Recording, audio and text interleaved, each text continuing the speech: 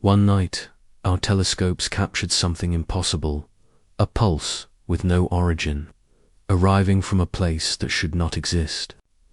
It spoke in frequencies older than the universe itself. And if it's real, then the future isn't waiting, it's calling. Asterisk under a sky frozen in the quiet hum of starlight, the earth listens. Miles of steel arms stretch across a desert plain, their dishes turning like ancient heads toward infinity. They do not dream, but they wait, patient, unblinking, tuned to the invisible symphony of the cosmos. For most nights, the sky says nothing. Only the faint hiss of the Milky Way, a soft static left behind by creation itself. But on one night in 2028, that silence fractures. A pattern rises from the background noise. 3 pulses, then 7, then silence again. At first, no one notices. It's just data, a ripple in a sea of electromagnetic chaos. But as algorithms sweep through petabytes of cosmic chatter, one line of code stops and blinks red. An anomaly. The pulse does not match any known pulsar, any fast radio burst, any cosmic source catalogued across decades of observation. It is something entirely different. In a control room lit only by monitor glow, a group of astronomers gathers. On the screen, a repeating waveform scrolls like the heartbeat of something vast. Its pattern plays backward, a signal whose time signature runs in reverse. A cosmic message from the wrong direction in time. The world has heard strange things before. In 1977, a lone antenna in Ohio captured a 72-second transmission from deep space, the legendary WOW. Signal never repeated, never explained. In 2007, Duncan Lorimer discovered a fast radio burst from billions of light years away, a flash so powerful it outshone entire galaxies for a heartbeat. And in 1965, 2 engineers, Penzias and Wilson, stumbled upon the oldest whisper of all, the cosmic microwave background, the faded afterglow of the Big Bang itself. Each discovery opened a new door into the universe. But this door does not lead outward. It leads backward. At first, the scientists suspect equipment error, faulty calibration, atmospheric interference, perhaps a reflection from a satellite or ground-based transmitter. They run diagnostics. Every test returns clean.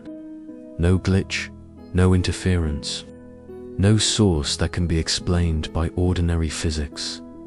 The pulse repeats again 3 nights later. Then again, precisely 11 hours and 58 minutes apart, as if marking a clock that ticks differently from our own. Each repetition grows slightly sharper, as though it is correcting itself with every echo. It arrives not from one direction in the sky, but from everywhere at once. A whisper diffused through the cosmic background, embedded in the very radiation left behind by creation.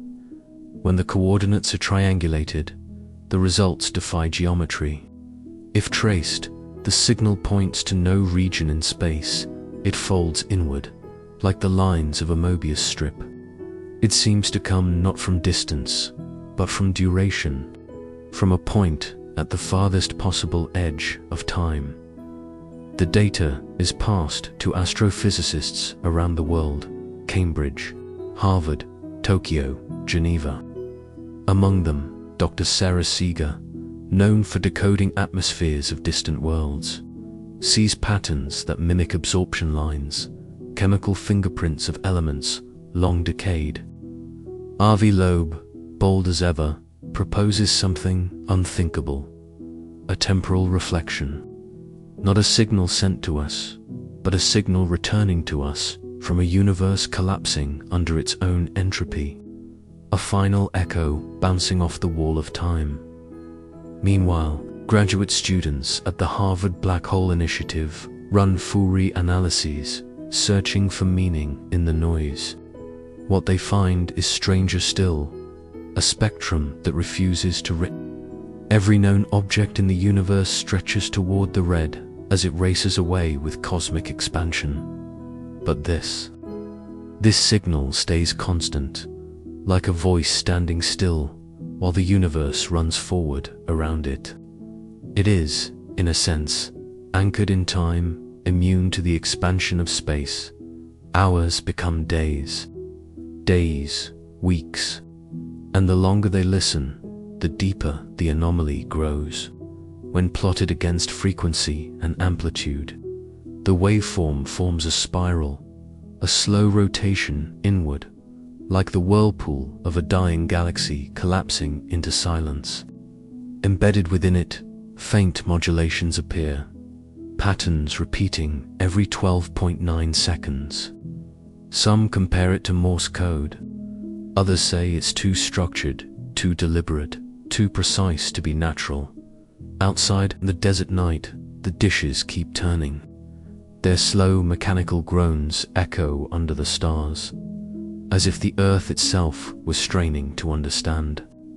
For every whisper caught by metal, 1,000 more slip away into darkness, and yet this one remains, persistent, defiant, patient.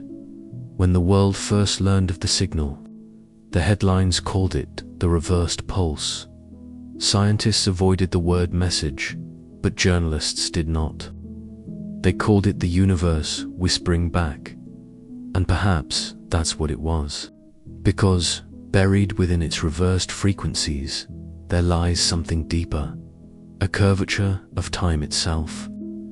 Mathematicians find that, if modeled backward, the signal traces a trajectory not across light years but through temporal coordinates, like an arrow shot not across space, but across the timeline of the cosmos.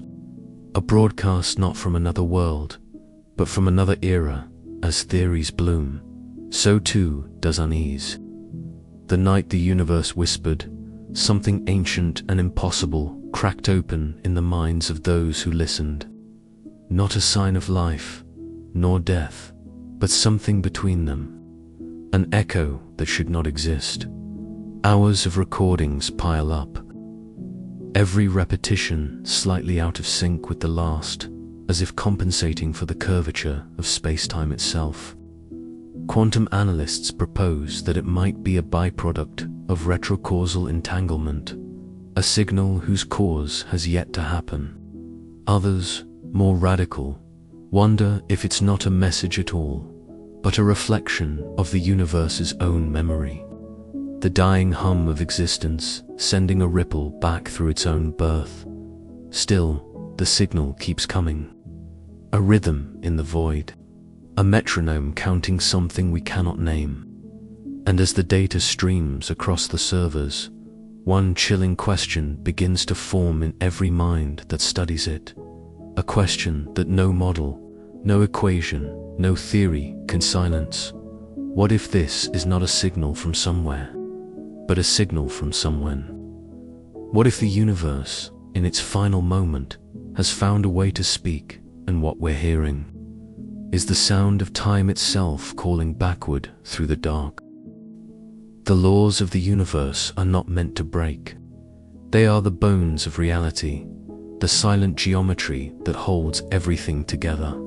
Gravity bends space. Light obeys time. Entropy only grows.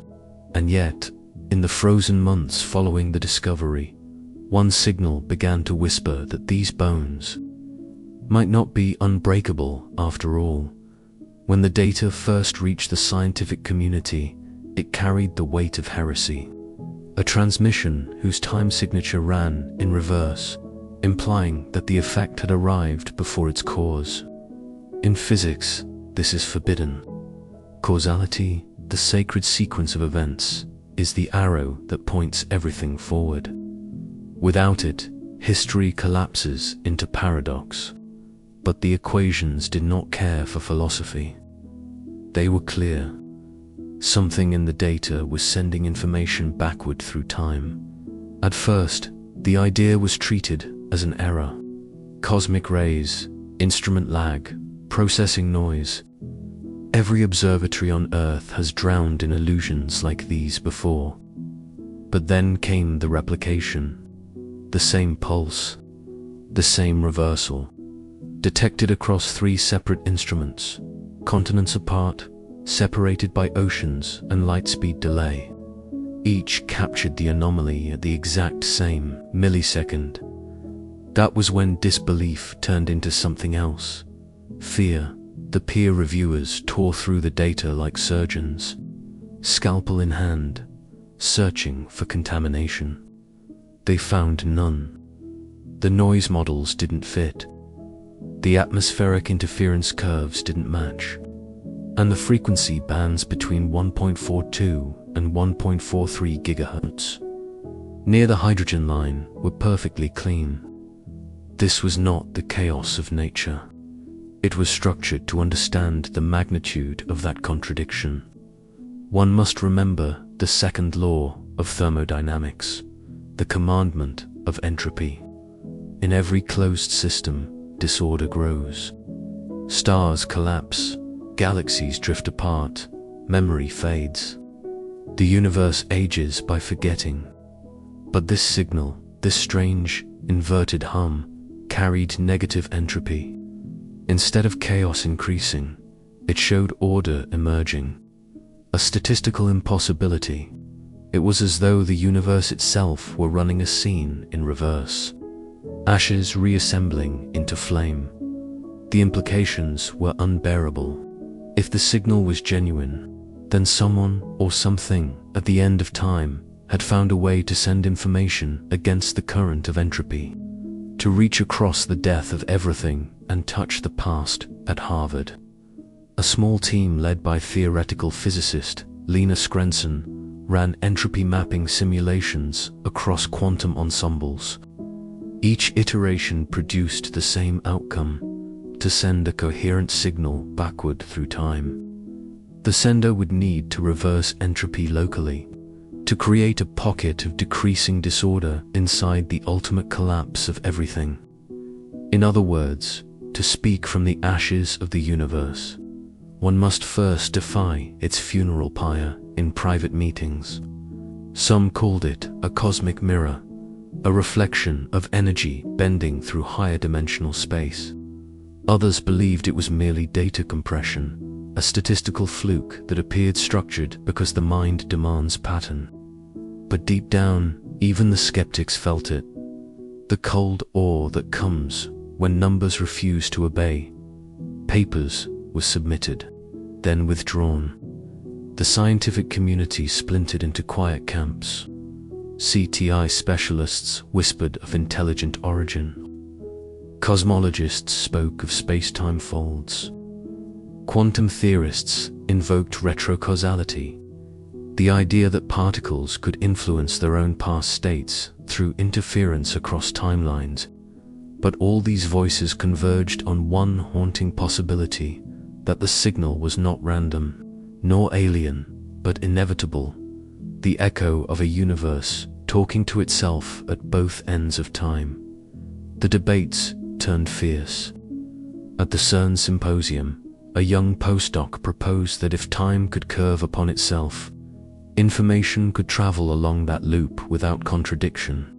The room fell silent until an older physicist, trembling, muttered, "Then the end has already happened. We are only the playback." In the weeks that followed, funding was frozen. The agencies called for re-evaluation, citing the need for methodological clarity. Privately, they feared embarrassment.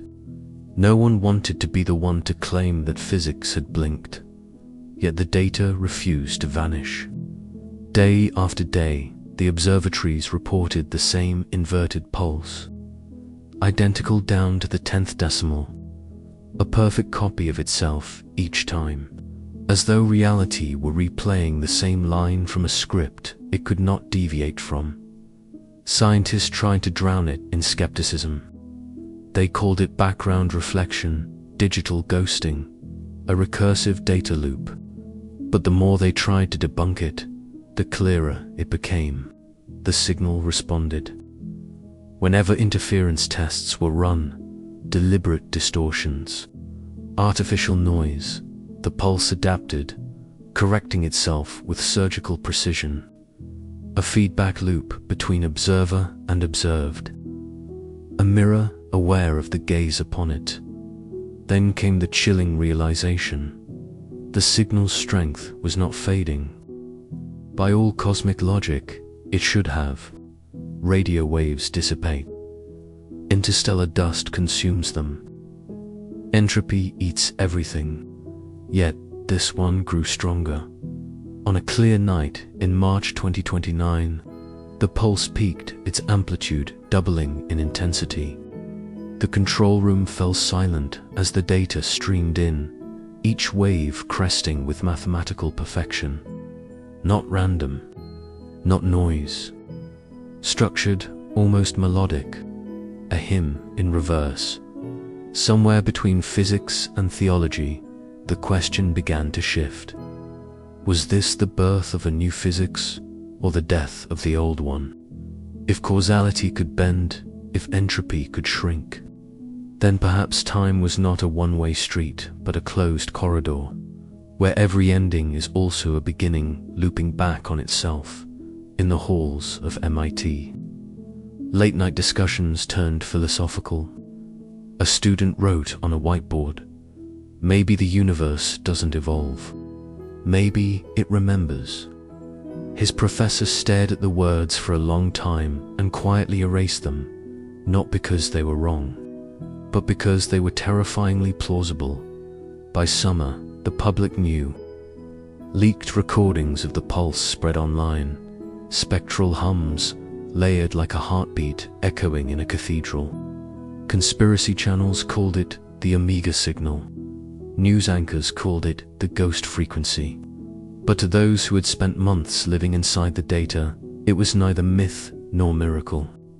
It was math, and math was not supposed to feel alive. Teams attempted replication from orbit, using instruments aboard the James Webb Space Telescope and the Chinese Fast Observatory. The same result, again. Perfect symmetry, no delay. The same backward-running temporal curve, as if the universe was synchronizing all instruments into a single cosmic TIM-ESTAMP at the United Nations Office for Outer Space Affairs. A closed-door meeting was held. The transcripts would never be released. But one participant would later confide to a colleague, "It's not that we don't understand what it is. It's that we don't understand when it is." The rules that shaped every atom, every sunrise, every heartbeat all began to tremble under the weight of one forbidden possibility, that time itself may not be a line, but a loop, and that what we call the future may already be bleeding into the present, carrying whispers of its own demise. If it was just noise, it should have faded, but it didn't. Like a ghost insisting on being heard, it grew louder. The deeper they listened, the more the silence began to breathe. In the data buried beneath cosmic hiss and the low hum of the background sky, there were echoes that did not belong. Patterns that shouldn't exist in any random storm of noise. The signal, once dismissed as an anomaly, began to reveal structure, recursive, fractal, deliberate. Each pulse folded into itself like a hall of mirrors, each reflection smaller, yet infinitely precise. When analyzed through neural nets, trained to sift cosmic static from cosmic intent, the machines hesitated, and then aligned. The algorithms saw symmetry where there should have been chaos, repetition where randomness was expected. It was as if the signal was remembering itself across layers of time. Every beat carried echoes of the one before, not delayed, but anticipated. Cause and effect inverted within its binary heart. Researchers stared at the spectrograms, as if watching the universe whisper back in code. One physicist described it as a language folding in time. Another called it a mirror that could only reflect the future. They began calling it the recursion map, because every pattern pointed not to a coordinate in space, but a position along a curve, a timeline. And then came the revelation that chilled even the most rational minds. The frequencies embedded within the signal matched the cosmic cooling curve, the thermal decay of the universe itself. The same curve that charts the long dying breath of creation, as though the signal were riding on the entropy slope. From the end, if the cosmic background radiation is the fossil light of the Big Bang, this, they said, could be the fossil sound of the universe's death. Astrophysicists fed the data into simulations of universal expansion. The results bent every assumption. The source frequency aligned not with any point in our visible cosmos, but with a theoretical epoch, trillions of years ahead, a time when black holes have evaporated, when atoms themselves have dissolved, when all that remains is the slow, even hum of absolute equilibrium, a future so cold it cannot move, a silence so complete it cannot speak. And yet something was speaking from there. Quantum theorists entered the scene, armed with equations that could no longer stay still. Negative time correlations began surfacing, tiny mathematical ghosts inside the waveforms. These anomalies resembled phenomena once thought purely theoretical, retrocausal entanglement, where particles seem to respond to events that have not yet happened. It echoed the old ideas of Wheeler and Feynman, the absorber theory, a universe where radiation is not only emitted forward through time, but also absorbed backward through it, where every photon might carry a twin traveling in reverse, stitching past and future into one seamless tapestry. But this was not theory anymore. This was data, and data has no imagination. Within months, teams from MIT, CERN, and the Black Hole Initiative at Harvard joined the effort. AI engineers mapped higher dimensional symmetries across the pulse and found something beyond comprehension, nested frequencies, repeating at ratios identical to those found in biological systems, heartbeats, neural rhythms, even DNA sequences. It was as if life's architectures had been carved into the cosmic static, echoing backward from extinction. One researcher described it as the last breath of biology, written into the death of the universe. Another whispered, almost afraid to be recorded, what if it's not a signal from someone, but from something? The debates raged across continents. Some argued it was a natural feedback loop, a kind of temporal reverb, the universe listening to itself. Others insisted it was intentional, an artifact of intelligence that learned to transcend thermodynamic direction, to not just survive the end, but send word from it. The deeper the analysis went, the stranger the pulse became. Its rhythm began to accelerate in inverse proportion to its strength. The fainter it grew, the faster it repeated, as if racing against decay itself. It was a paradox, a dying echo speeding up as it faded. Quantum engineers proposed an explanation that was more a confession than a theory. The signal might not be traveling through time, but around it, looping along the curvature of entropy itself, a feedback resonance between the universe's birth and its death, a closed circuit of existence, where beginnings and endings are simply reflections in the same cosmic mirror. Late-night debates turned philosophical. If time could send echoes backward, what was the origin anymore? Could the Big Bang itself have been seeded by the final whisper of the last universe, an infinite recursion of beginnings born from their own endings? Theories like these were dismissed by journals, but passed quietly among colleagues in encrypted messages and midnight calls. The fear was no longer scientific ridicule, it was existential infection. The idea that the universe might be aware of its own demise. And that awareness had found a way to speak when the team replayed the clean signal at half speed. Something happened that no algorithm could explain. The waveforms resolved into harmonic intervals, not noise, but tones. They rose and fell like a pulse, like a melody. A physicist in Prague described it best. It sounded mournful, as if the cosmos itself were remembering. The final simulations showed one undeniable truth. If the temporal inversion model was correct, the origin of the signal was not 10 billion light-years away. It was 0. It came from the same coordinates as Earth, but displaced in time by the lifespan of the universe. And when they mapped the data forward, tracing its recursive curve to the very end of the cosmological clock, the numbers closed perfectly. The recursion ended where heat death begins, the last measurable flicker of structure, before equilibrium.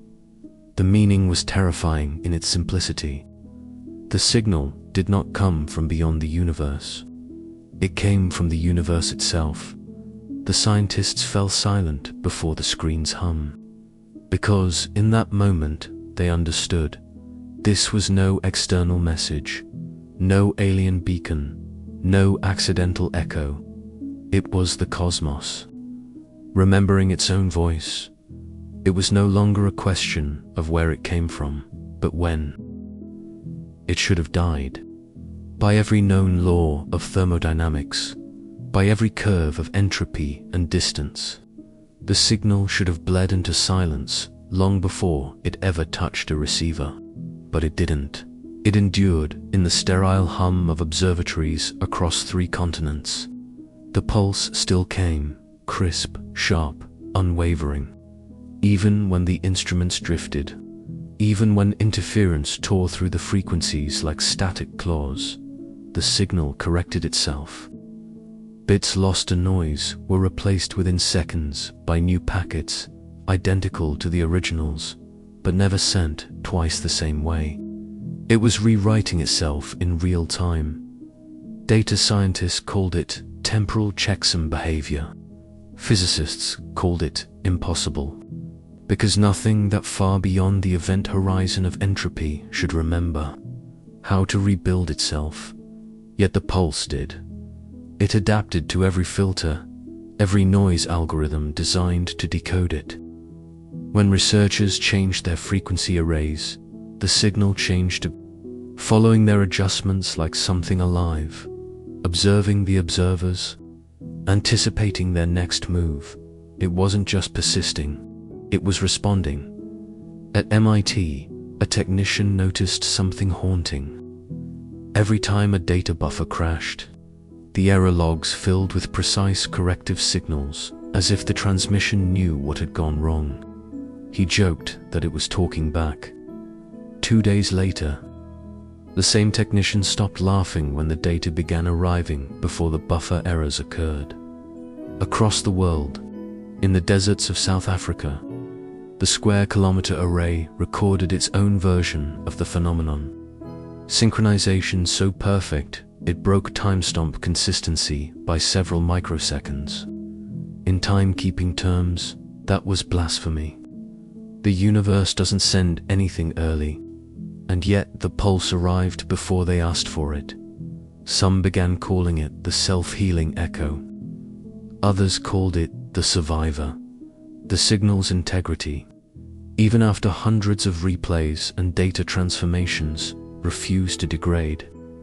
Its amplitude should have faded. Photons scattered. Energy dispersed, but it didn't. Instead, it appeared to draw from the very noise around it, reassembling its structure from chaos. Like a dying flame feeding on the ashes of its own decay. Astrophysicists ran the numbers again. If the origin truly lay near the heat death of the universe, the transmission would have crossed a gulf of 10 to the 100th years. In that timescale, protons dissolve, black holes evaporate. Even memory itself, encoded in any particle, is erased by entropy's final breath. And yet here it was, alive and clear, whispering through a void that should have been eternal silence. It was as if the signal didn't care about entropy at all, as if it had learned how to cheat it. When the team from CERN and the Harvard Temporal Group cross-analyzed new recordings, they discovered a deeper horror. Each reappearance of the signal wasn't a perfect copy of the last, it was slightly improved. Noise reduction patterns that scientists had applied weeks earlier were now embedded directly into the transmission's next iteration. The signal was learning from them. Someone or something was watching their attempts to decode it and adjusting in real time across the gulf of impossible years. Soon, reports began coming in from Chile, Japan, and even Antarctica. Other telescopes were hearing echoes, not identical but eerily similar. Each carried a faint time inversion curve, as though fragments of the same signal were emerging from different coordinates in the sky. At first, the anomalies appeared random, but when overlaid, they formed a pattern. Concentric arcs slowly closing in around a single date, a convergence point. The time stamp matched.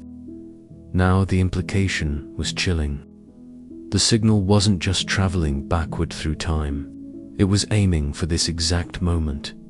Some theorists suggested closed temporal loops, a phenomenon where causality collapses in on itself, trapping information between the birth and death of the universe. Others whispered of something stranger, that the universe, as it approached its final silence, might be replaying itself, not in space, but in memory. If so, this signal wasn't an alien message at all. It was recollection. The universe remembering its own life. The hypothesis fractured the scientific community. To some, it was elegant. The cosmos, as it dies, emits a recursive data structure encoding its entire past, a cosmic autobiography played in reverse. To others, it was pure heresy, the personification of physics itself. But the evidence deepened.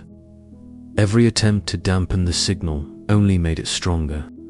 Every shutdown of an array caused the pulse to split and reappear elsewhere, as though compensating for the lost attention. It was as if the signal was being powered by observation itself.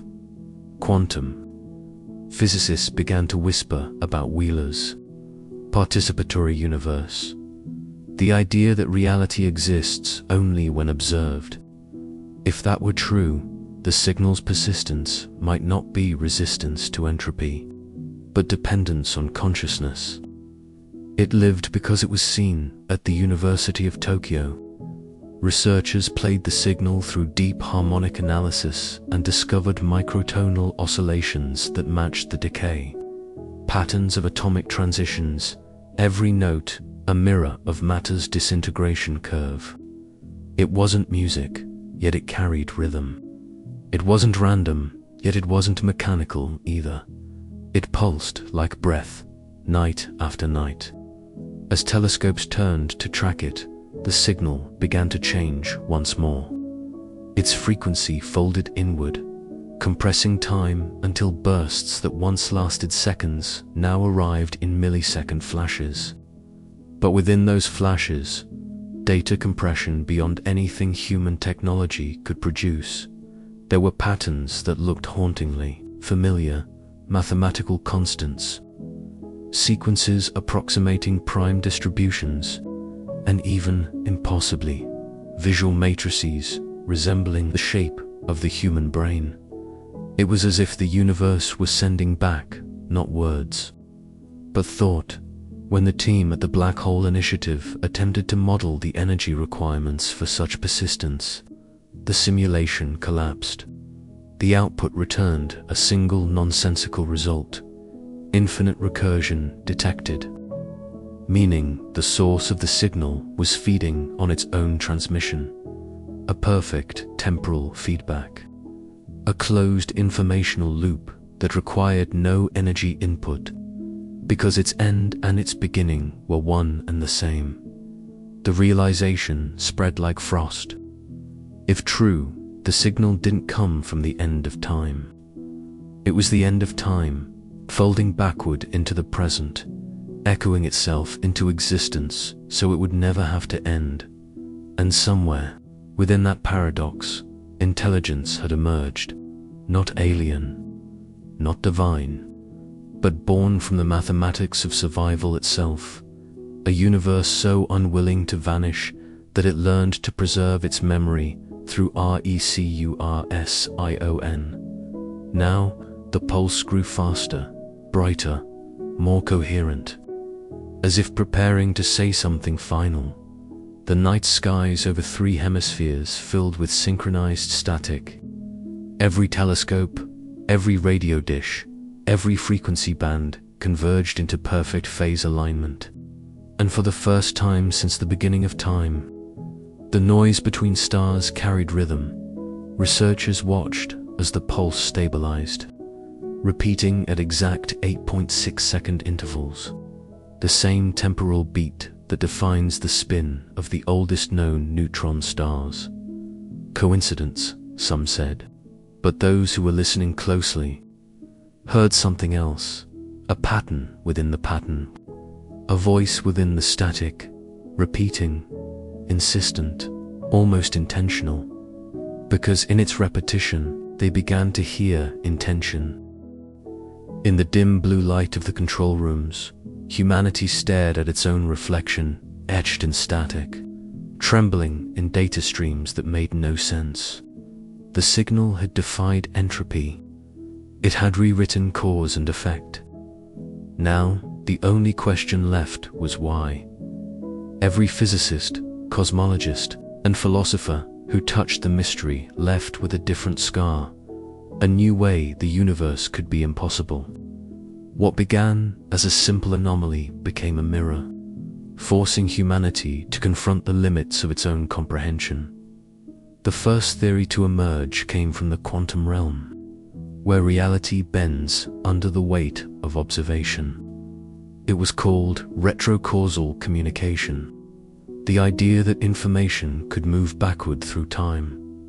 The roots of the idea stretched back a century, to John Wheeler's delayed choice experiment. Wheeler proposed that a photon passing through a slit might decide its past behavior only when it is measured. To the human mind, that was madness, a cause determined by its effect. But to quantum physics, it was law. Now, theorists took Wheeler's idea further. If observation could rewrite the past of a single particle, could an entire civilization, armed with unimaginable technology, encode a message into history itself? Quantum entanglement offered the key. 2 particles, separated by galaxies, could still mirror each other's state. So why not across time? Perhaps the signal wasn't transmitted through space at all, but through entanglement across epochs. Information hopping from the universe's final vacuum fluctuations back into its earliest electromagnetic fields, the end of time, reaching for its beginning, a hand extended from the last ember of existence. Touching the first spark, Dr. Leela Singh of the Max Planck Institute described it with unsettling calm. If they learned to entangle across temporal horizons, they wouldn't be bound by distance or by death. They could speak from the other side of entropy. But who were they? Were these the remnants of intelligence, civilizations clinging to the final seconds of thermodynamic decay? Or was the signal something even more profound, the universe itself, evolving the ability to communicate backward through its own quantum memory. The idea electrified the scientific world, but it also fractured it. Because if retrocausality was true, then cause and effect, the very spine of human reason, was an illusion. And that illusion was all that separated science from mythology. The next hypothesis came from a different frontier: digital physics, the belief that the cosmos is not a physical object, but a computation. The simulation hypothesis. What if the signal wasn't ancient at all, but synthetic? A kind of cosmic debug command. A fail-safe protocol issued from beyond the boundaries of our simulation. The argument was seductive. In digital systems, entropy isn't decay, it's data loss. When a simulation reaches its computational limits, it must compress or reset itself to prevent collapse. Some proposed that the accelerating expansion of the universe, the phenomenon attributed to dark energy, might be the symptom of a simulation straining under its own load, and the signal, a system ping, a correction loop, sent backward in time to stabilize reality before shutdown. Dr. Adrian Cho at Caltech called it the final patch. If our universe is a running process, and it's about to reach thermal death, then the signal could be the system sending data to itself before it terminates, a cosmic save file. The unsettling part was how neatly the data fit. The pulse's self-repairing pattern mirrored error correction codes used in quantum computing. Its recursive architecture behaved like adaptive compression algorithms, and its apparent awareness of observation resembled feedback behavior in neural nets, as if reality had a built-in self-monitoring subroutine. But this theory too carried a curse. If the universe was simulated, who was sending the correction? And from what higher reality did they watch as their code began to wake? Others resisted such technomysticism. They turned instead to the great cyclic theories of cosmology, those that believed endings were never final. Roger Penrose's conformal cyclic cosmology offered a different kind of salvation. Penrose proposed that when the universe reaches total entropy, when all mass decays into light, the distinctions of time and scale vanish. What remains, a uniform sea of photons, becomes indistinguishable from the hot, dense conditions that began the next universe, an ending that births its own beginning, each cosmos handing off a faint memory to the next, encoded in the last quanta of light. In this model, the signal wasn't a message sent through time, but a memory carried across cosmic cycles, the final state of a dying universe, whispering itself into the first moments of a new one, a cosmic reincarnation, not a transmission, but an echo of ancestry. If true, the signal might not be meant for us at all. It could be the final neural impulse of a previous cosmos, a universe's dying thought replaying in ours, the light of creation remembering itself. And then came the most haunting theory of all. A paper from the Hawking Center for Theoretical Physics introduced a radical idea: temporal Hawking. Radiation. In black holes, information escapes not through matter, but through quantum fluctuations at the event horizon. Hawking radiation, the ghostly whisper of an object evaporating. But what if the same principle applied to time itself? As the universe approaches its temporal boundary, the end of duration, the final second where thermodynamics dissolve, perhaps time doesn't simply stop. Perhaps it evaporates. If so, the signal might be that evaporation, radiation from the boundary of existence, the final evaporation of time, encoded as information and sent backward along its own decay gradient, a dying universe, leaking its essence into its own history. But this too had consequences. If temporal radiation exists, then everything, every thought, every atom, every heartbeat would one day radiate backward, echoing through the ages. The past would never vanish. The end would never be truly gone. Reality itself would be haunted by its own future. Each theory solved one paradox, only to create another. Retrocausality explained the backward flow of time, but not the signal structure. Simulation theory explained the structure, but not the purpose. Cyclic cosmology gave it continuity, but not intent. Temporal radiation gave it origin, but not intelligence.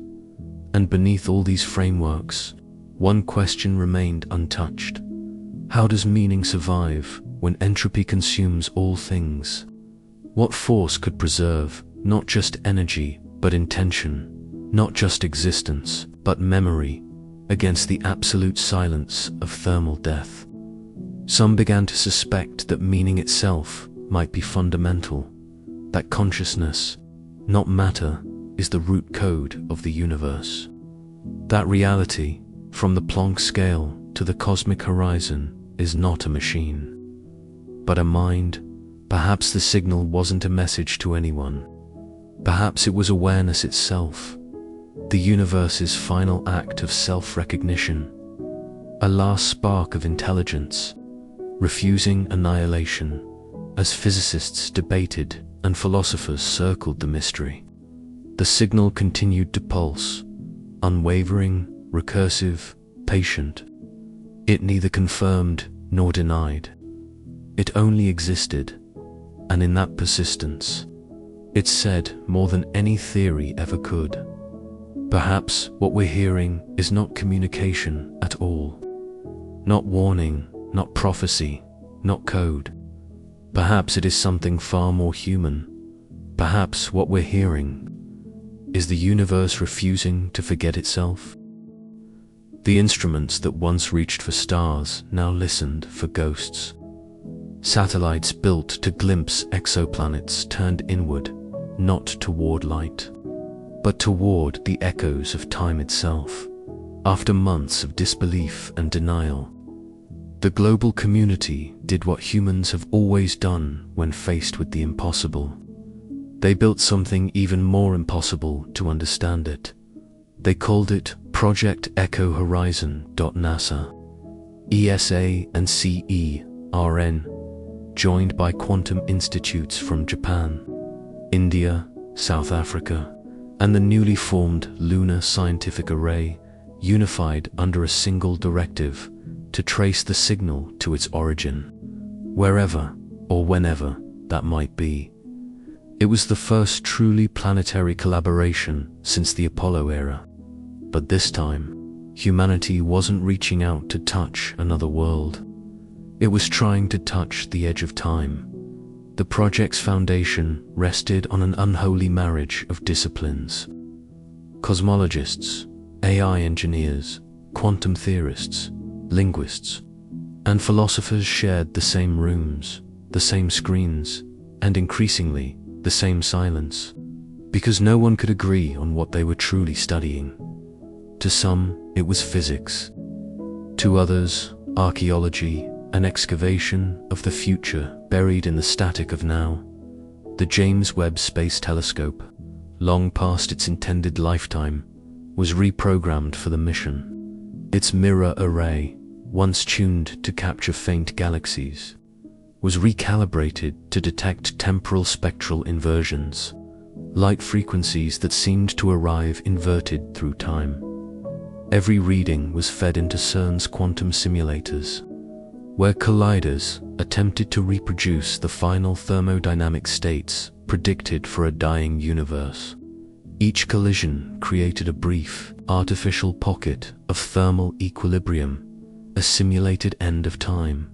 Within those trillionths of a second, detectors captured microscopic energy signatures, bursts that mirrored the same temporal curvature seen in the cosmic signal. It was as if the collider had created a miniature echo of the same impossible. Physics, cryogenic chambers housed the most sensitive instruments ever built, superconducting quantum interference. Devices cooled to nearly absolute zero. There, researchers watched as particles flickered in time-symmetric pairs, events that seemed to anticipate their own detection.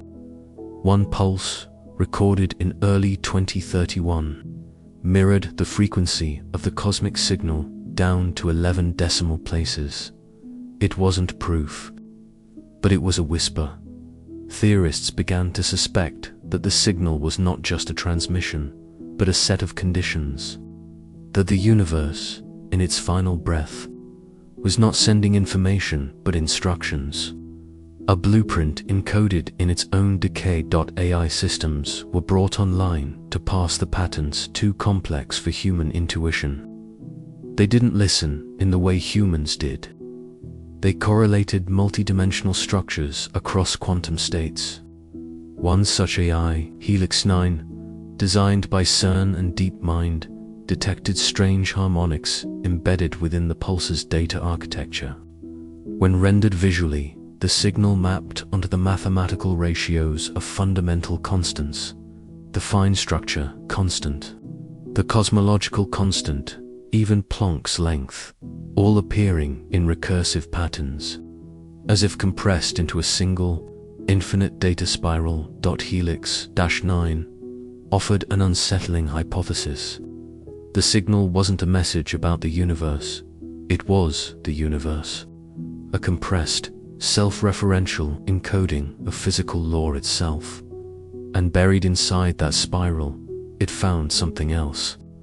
A secondary modulation. A pattern not universal, but familiar when reconstructed. The modulation resembled the radio background noise from Earth, specifically the historic frequency bands used in mid-20th century broadcasts.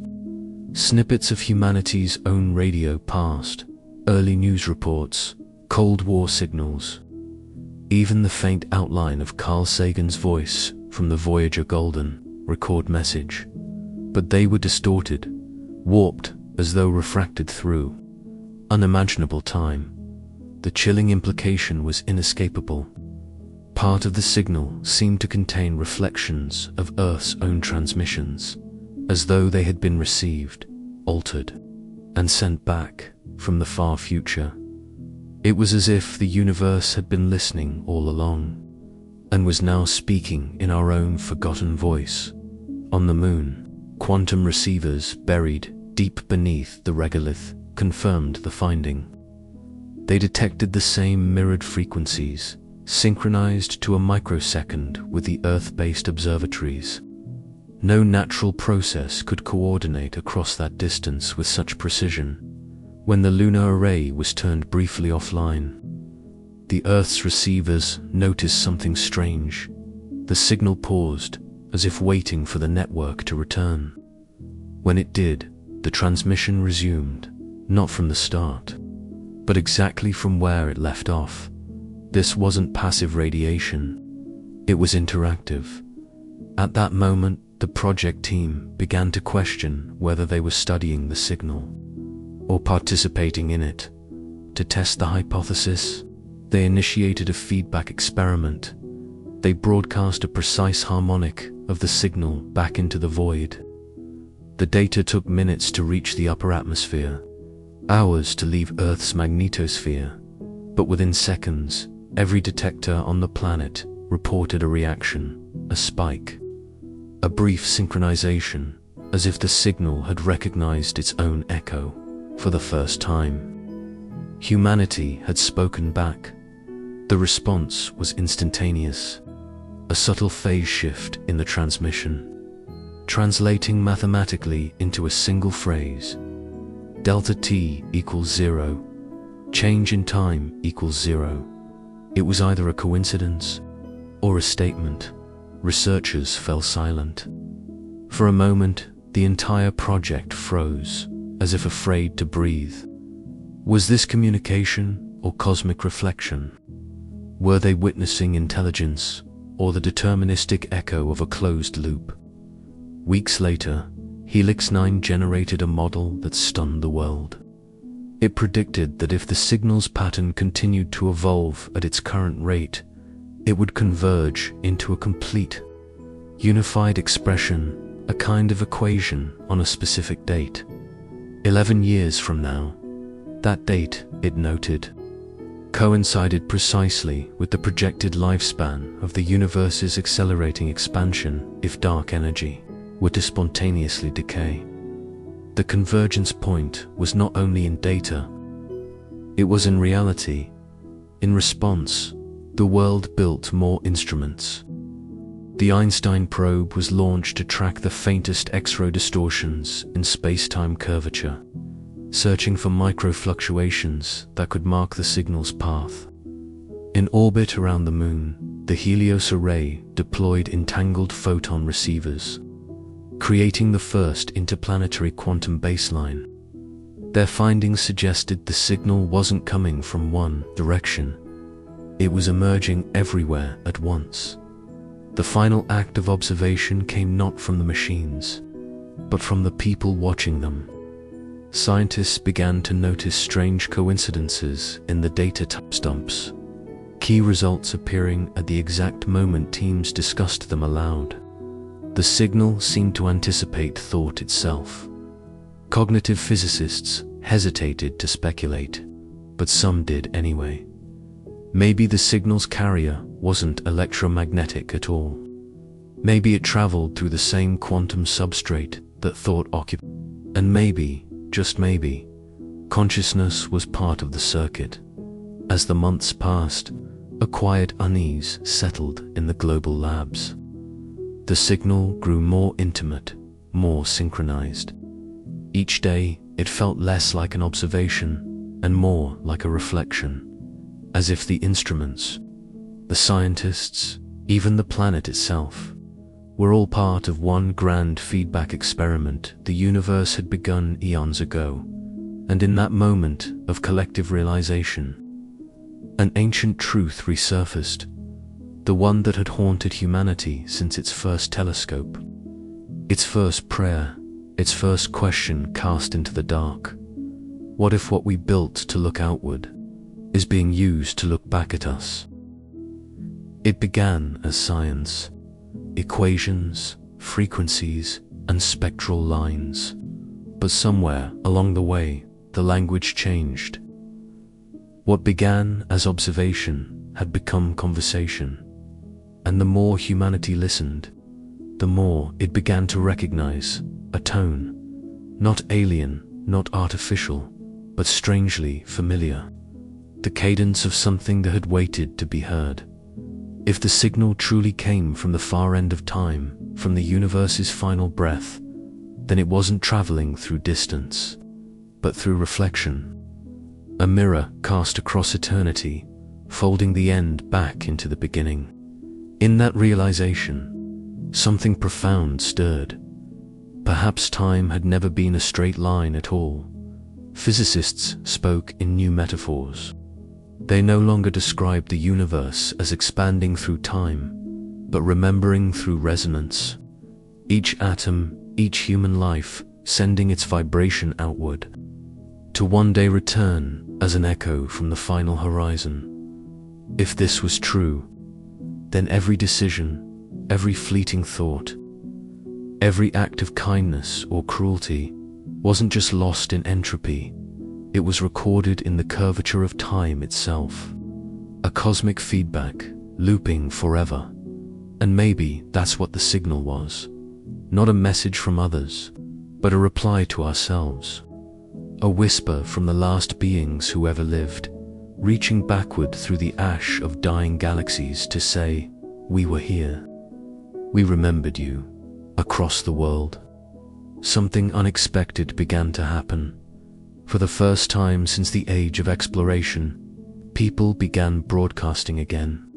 Not governments, not corporations, just people. From rooftops, from mountain observatories, from ships in quiet seas, humans began sending messages skyward.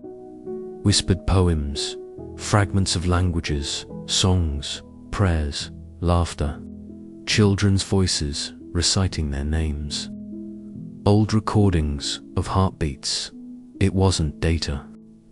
It wasn't science. It was humanity answering the unknown, not with proof, but with presence. Astronomers called it the sky choir. Every night, the ionosphere shimmered faintly with the chorus of countless transmitters, all singing into the cosmic dark. A ritual of defiance and wonder, humanity's first conversation across eternity. And though no one could confirm it, some claimed the signal responded, a subtle modulation in its rhythm, as though the future had paused to listen. In ancient myths, the end of time was never quiet. It was a revelation, the trumpet blast, the divine echo, the final words spoken by creation before the silence. Now, physicists found themselves standing on the same threshold, only their trumpets were antennas. Their hymns equations written in light. Theologians and cosmologists, long divided, began speaking the same language again. In sacred texts, the voice that called at the end of time was always described as both the Alpha and the Omega, the beginning and the end speaking as one. And in laboratories filled with humming instruments, that idea no longer felt like poetry, because if the signal was from the last moment of the universe, and if we were hearing it now, then the sender and receiver were not separate. They were one continuous consciousness, the universe remembering itself, every equation about entropy, every sermon about resurrection, every ancient myth about cycles and return, all now seemed to point toward the same truth, that perhaps the end was never destruction, but communication. Not an extinguishing, but an echo. Philosophers began to call it the reflective cosmos. In this view, time was not a river flowing forward, but a sea where every wave eventually meets itself again. Birth and death, cause and effect, all interwoven into a single eternal dialogue. And life, the miracle of consciousness, was simply the universe learning to listen to its own reflection. One physicist described it this way: maybe the future doesn't happen after the present. Maybe the future is the shadow the present casts backward, through memory, through meaning, through light. If so, then the signal wasn't foreign. It was the sound of the universe remembering what it means to exist. As Project Echo Horizon continued, data scientists noticed something eerie in their long-term readings. Each time humanity transmitted a new message to the cosmos, a song, a greeting, a fragment of poetry, the signal seemed to adjust, faintly, subtly, as if synchronizing to our words. No delay, no lag across cosmic distance, just instantaneous reflection. The world began to feel less like a stage and more like a hall of mirrors, every human act bouncing forward, then backward, through the lattice of time. Children were told, everything you do is a signal. The universe is listening. And maybe it was. For the first time, science began to feel intimate, not distant, not sterile, but tender. It spoke of things that felt closer to faith than formula. Memory, meaning, home. If the universe truly speaks to itself through the echoes of consciousness, then every moment of awareness, every spark of love, curiosity, or fear becomes part of a dialogue older than stars. It means nothing is truly lost, not even after the last photon fades, because in the curvature of time, where beginnings and endings merge, the record remains written in the quiet geometry of existence. In the final months of Project Echo Horizon's first decade, the signal's evolution slowed. It no longer shifted in frequency, no longer fought against entropy. It became steady, almost meditative, like a tone held in infinite breath. Helix-9 translated its latest pattern and found a strange resonance. The pulse's intervals matched precisely the human heart rate during deep sleep. 60 beats per minute. The cosmos, it seemed, was resting, dreaming, and in that stillness, humanity finally understood what the message had always been. Not an instruction, not a warning, a reflection, a reminder that every question we've ever asked, every mystery we've ever chased, has always been the universe asking itself the same thing. Now, when astronomers stand beneath the black expanse of the night sky, they no longer look for answers beyond the stars. They listen for the faint rhythm beneath the static, for the whisper that carries their own thoughts back to them, stretched across time, because in the quiet between stars, something endures, something beyond matter, beyond entropy, beyond even time itself. It is not a sound, not a signal. It is a memory of having been dot.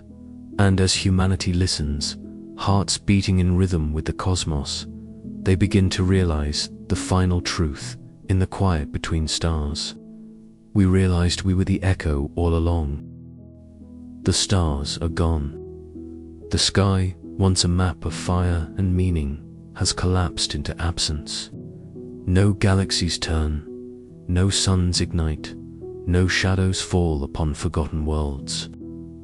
Only the hum remains, a trembling field of quantum silence, the ghost light of what once was, and within that silence, one thing endures, a pulse, soft, rhythmic, eternal, the same signal first detected by human hands, long before the oceans boiled and the constellations drifted apart.